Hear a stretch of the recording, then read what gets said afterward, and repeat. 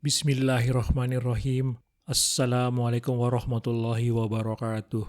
Sahabat Al-Quran yang berbahagia. Hari ini insya Allah kita akan membaca terjemahan dan tafsir dari firman Allah Subhanahu wa Ta'ala dalam surah Al-Baqarah tentang beberapa hukum syariat. Ayat yang akan kita bahas adalah ayat 240 sampai dengan 242 tentang wasiat untuk istri dan mut'ah. Ayat-ayat tersebut menjelaskan mengenai beberapa hukum berkaitan dengan wanita yang ditinggal mati suaminya dan wanita-wanita yang diceraikan. Mohon dapat mengikutinya sampai selesai.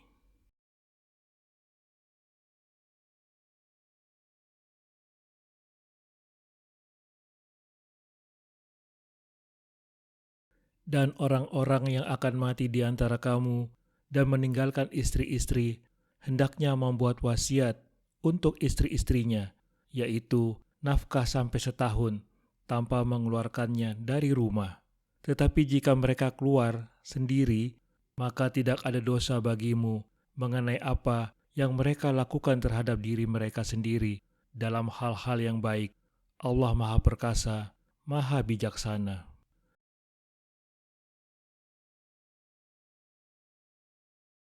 Usai sejenak mengingatkan manusia agar tidak melalaikan sholat karena persoalan keluarga. Pada ayat ini, Allah kembali menjelaskan hukum keluarga dan orang-orang yang akan mati, baik karena sudah renta maupun sakit menahun, di antara kamu, wahai para suami, dan kamu meninggalkan istri-istri, hendaklah ia sebelum meninggal dunia membuat wasiat untuk istri-istrinya untuk tetap tinggal di rumah.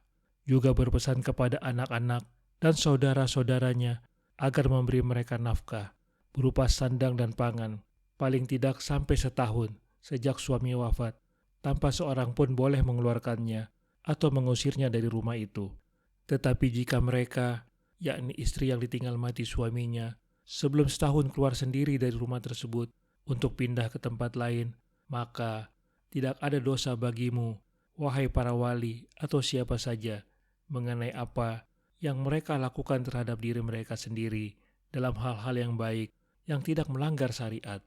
Allah Maha Perkasa sehingga harus ditaati, Maha Bijaksana dalam menetapkan hukum demi kemaslahatan hambanya.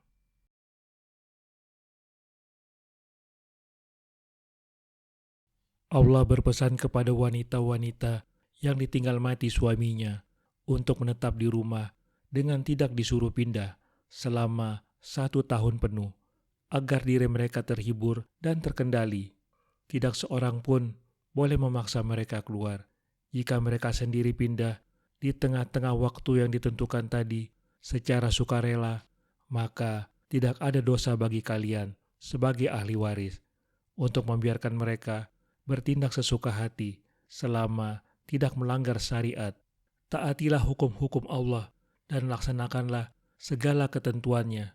Sesungguhnya Dia Maha Kuasa untuk membalas setiap orang yang melanggar perintahnya, dan Dia Maha Bijaksana tidak menetapkan hukum, kecuali ada maslahat meskipun kalian tidak mengetahuinya.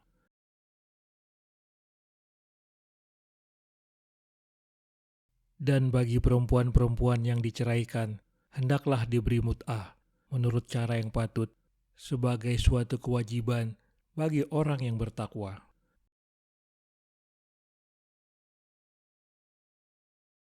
Ayat ini menjelaskan hukum pemberian mut'ah bagi perempuan yang dicerai dan bagi perempuan-perempuan yang diceraikan baik talak 3 maupun talak 1 dan 2 tetapi tidak dirujuk sementara ia sudah dicampuri, maka hendaklah diberi mut'ah, yakni pemberian suami di luar nafkah kepada istri yang ditalak tersebut menurut cara yang patut, yakni besar dan kecilnya pemberian itu disesuaikan dengan kemampuan suami sebagai suatu kewajiban bagi orang yang bertakwa, yakni mereka yang melaksanakan segala perintahnya dan menjauhi segala larangannya.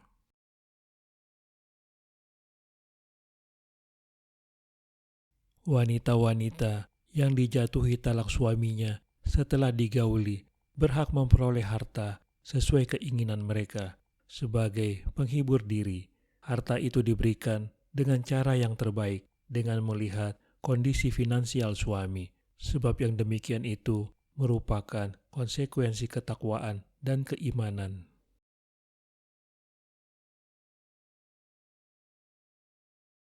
Demikianlah Allah menerangkan kepadamu ayat-ayatnya agar kamu mengerti.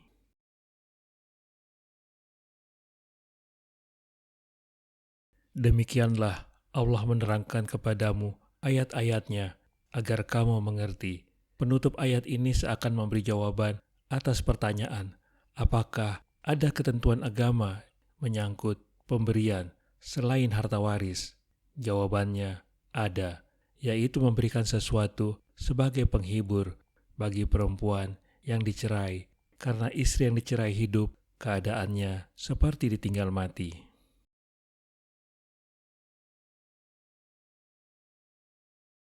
Dengan keterangan semacam ini dan ketentuan hukum yang mewujudkan kemaslahatan, Allah menjelaskan hukum, nikmat, dan tanda kekuasaannya agar kalian merenunginya dan melakukan sesuatu yang baik.